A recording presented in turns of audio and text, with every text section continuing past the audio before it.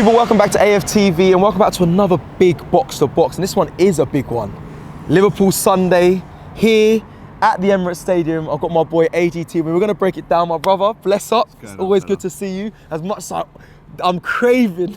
I'm in his head. I'm craving a win for Arsenal, just to get you. But let's get straight into it. We're gonna do it backwards today. We're not gonna start from, we normally do score predictions at the end, but I want to start from score predictions right now at the beginning. So let me get your score prediction, and we're gonna kind of break it down from there. Go. What do you think the score's gonna be on Sunday?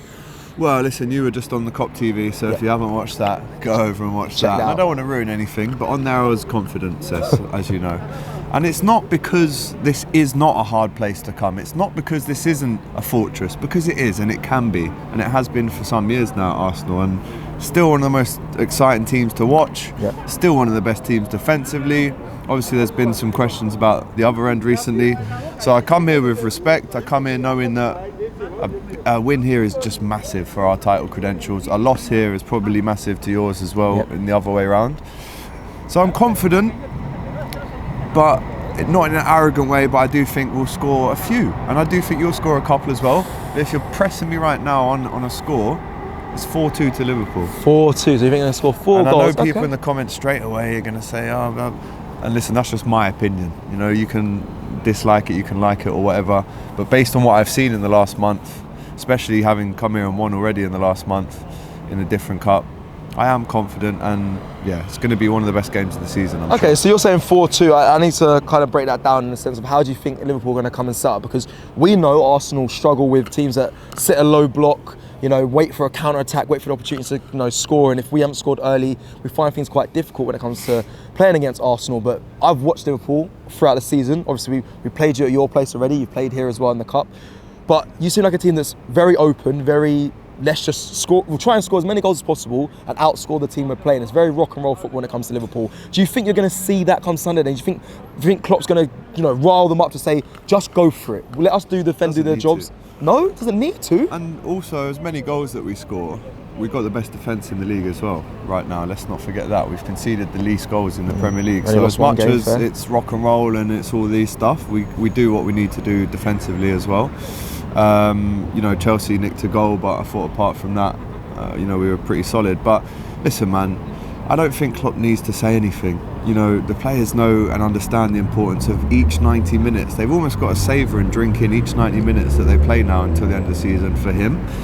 But that means you don't go out and be too emotional. It means you stick to the plan. Is there a fear of that, over emotion? Well, of course there is. It could happen quite easily with any team, in any sport. True. It's not just Liverpool, but in answer to your question, we will come and we will attack and we will look to kind of suffocate you, if almost. And so really there's no chance of you sitting back. Listen, in the FA Cup, maybe in the Cup game, we did, because again we had a slightly weaker team, even though we had some big players playing still.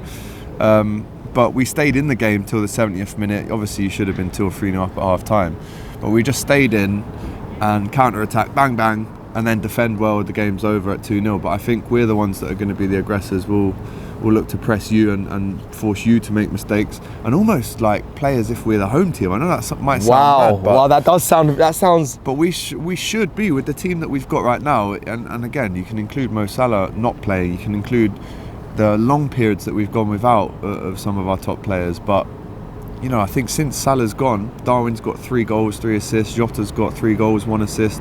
Diaz has got 3 and 1 assist. Coming here to the Emirates, scored and assisted as well. So why not? I'm asking my Liverpool team to show me why not. Why can't we come here and absolutely do a job? I don't know. But Alex, again, but I understand from your point of view. You're thinking, no, this is the Emirates. Relax yourself. Yeah. But that's just listen, with the resurgence of Liverpool and the fact that the Klopp news is obviously, I think, spurred on your team at this stage. So I understand the confidence from your side as well. But you just mentioned about the FA Cup game and you said we had loads of chances. For sure you did. Loads. So I don't think there's such massive difference, between what we might see.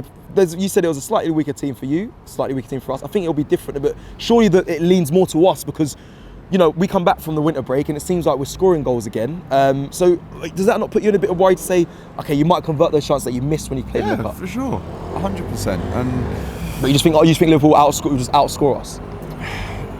It's difficult to say with full conviction because I could easily on Monday be seeing you with egg on my face and you win the game, being the home team, etc. Right? I understand all of that. But we will come and try and do what we need to do if we're really going to lay down this marker now. Because if we win, we're 8 points clear of you. If we really want to lay down that marker, come here and go for the win. There's absolutely nothing to lose in that sense. Obviously 3 points are to lose, but in that mentality that we've now got in terms of every single minute on the pitch is for Jurgen, how dare you lose a game for him is the way I'm looking at it. Well, the quad's on for you lot, but until it's off, it's on. I mean, there's a lot of pressure. There's a lot of. Listen, I've seen the quad be on for you guys before, and ended up. Trust. Still got 2 though. What'd you get? No, look, you got some shots. Got some shots. You want to go there? Say that. Aim for the moon, you land on the stars. You know what I mean? Yeah, but on his last season, you're going to want the moon, surely. We've got to get the moon. Get that big old lasso out and get the moon down, like in the old school Hollywood films.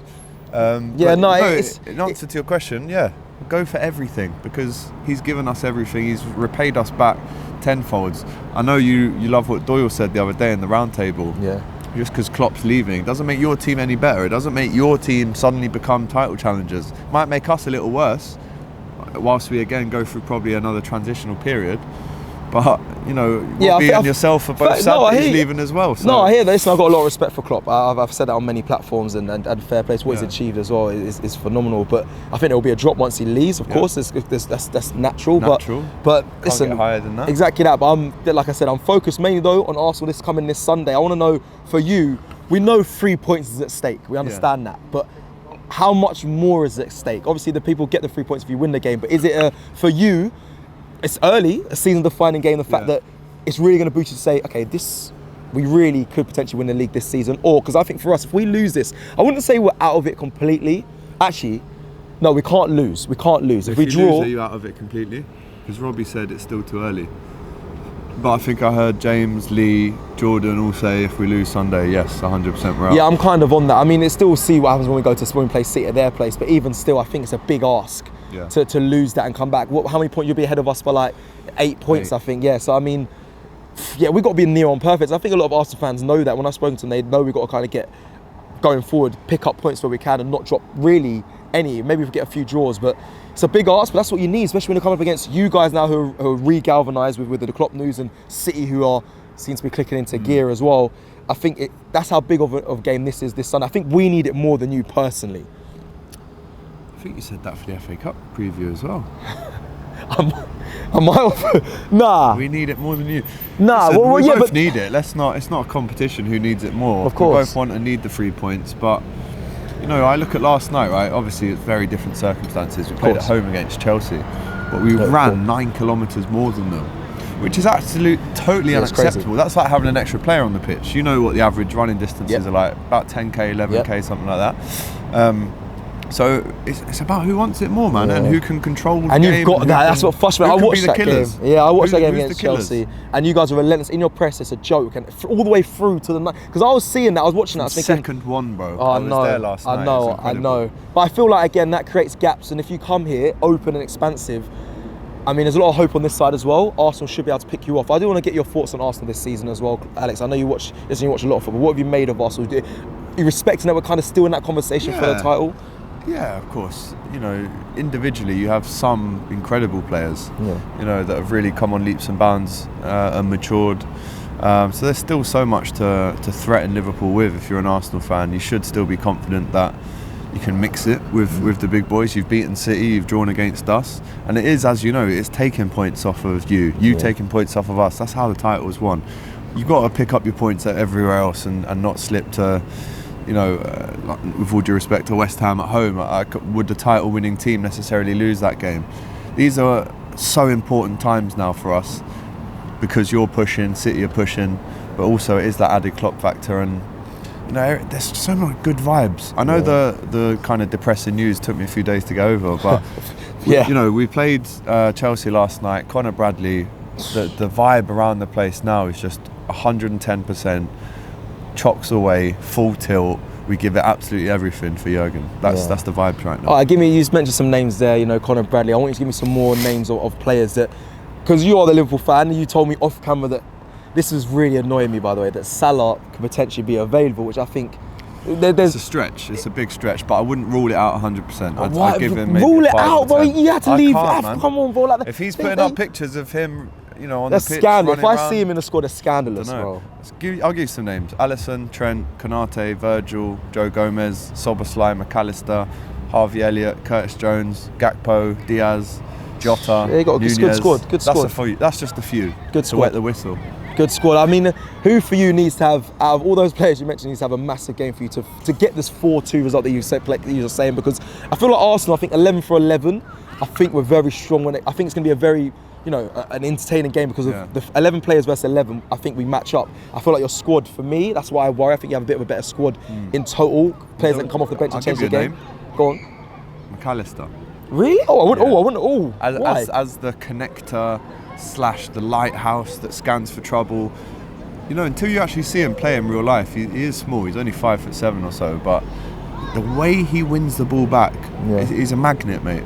And him as a 6 has really been talked about and hyped about a lot this season. But when you actually look at the numbers, he's the guy that if he's on form and he's stopping you, he's got the pass in his locker to start us. And I think it's very cliche, but this game's won in the midfield. But I think if he controls and gets hold and intercepts and starts and finishes, we know he can score a banger as well. I think if he's on form, we win. And let me counter that by saying, if Partey is in this team and is available Sunday, I don't know yet. There's rumours that he might be. I don't know for sure. You wouldn't start him though, would you?